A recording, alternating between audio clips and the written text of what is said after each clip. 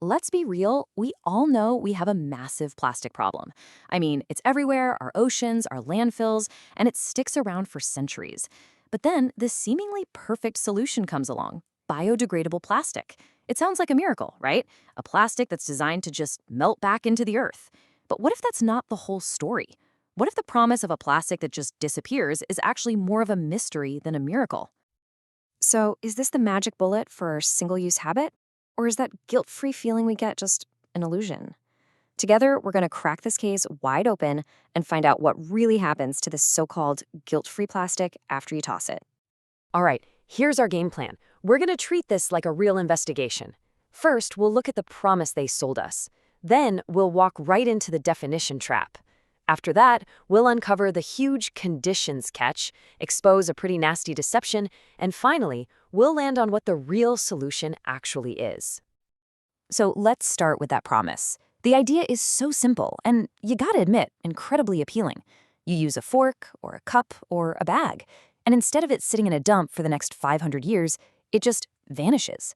It returns to the earth, kind of like an apple core. This is the absolute dream of guilt-free consumption. Okay, but this is where the plot thickens. The very first clue in this whole mystery is that the words used to sell us these products can be super confusing. Sometimes they're even deliberately misleading. So our first step to solving this thing is to get our vocabulary straight. First up, you'll see the term bio-based. And that sounds amazing, right? It's made from plants. But here's the thing. That term only tells you what the plastic is made from. It says nothing about what happens to it at the end of its life. A bio-based plastic can be chemically identical to one made from oil and last just as long in a landfill. Now for the big one, the word that gets thrown around all the time: biodegradable. All this really means is that microbes can break the material down, eventually.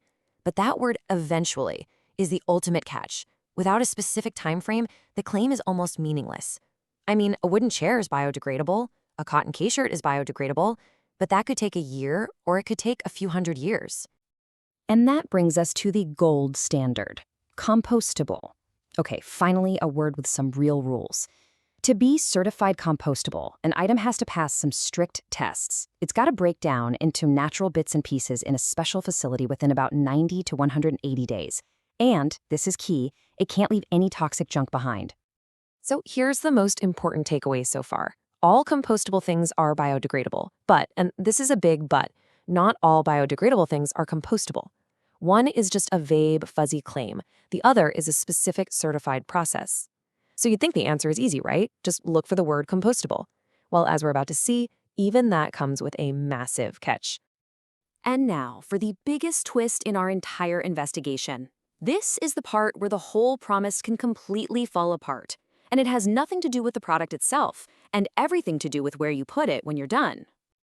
Okay, just picture this for a second. You bought a certified compostable coffee cup. You feel great about it. You finish your coffee, and you toss it into a regular trash can on the street. You just made a huge mistake.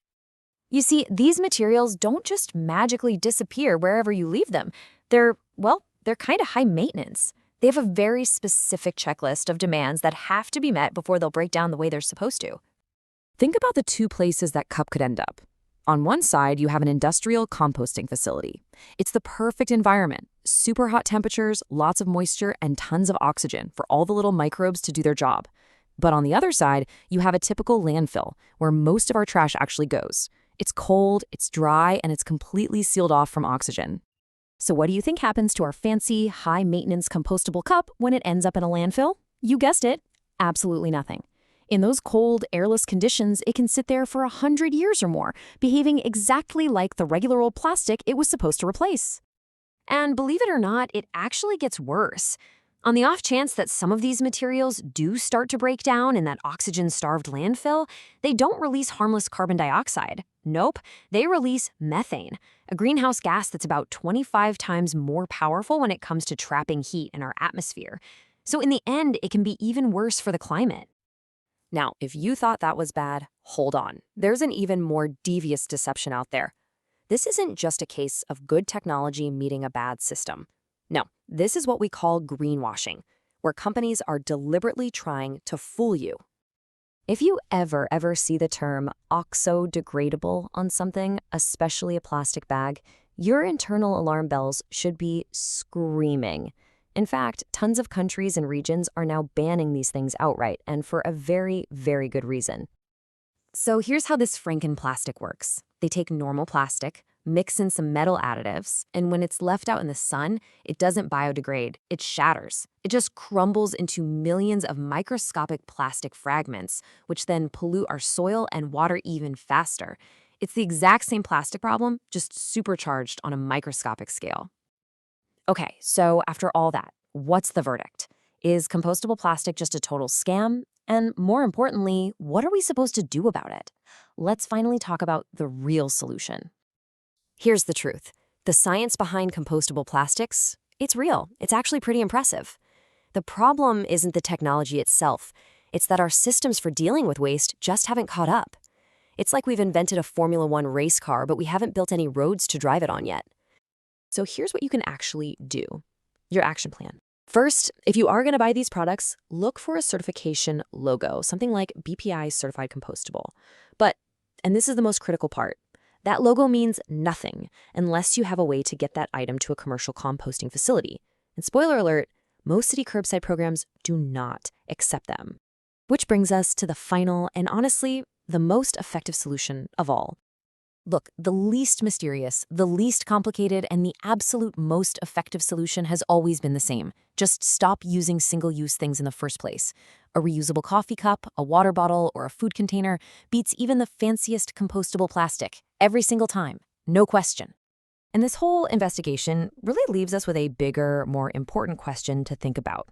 It forces us to look past the label on one product and ask ourselves, are our systems and our infrastructure actually ready for the green solutions that companies are trying to sell us?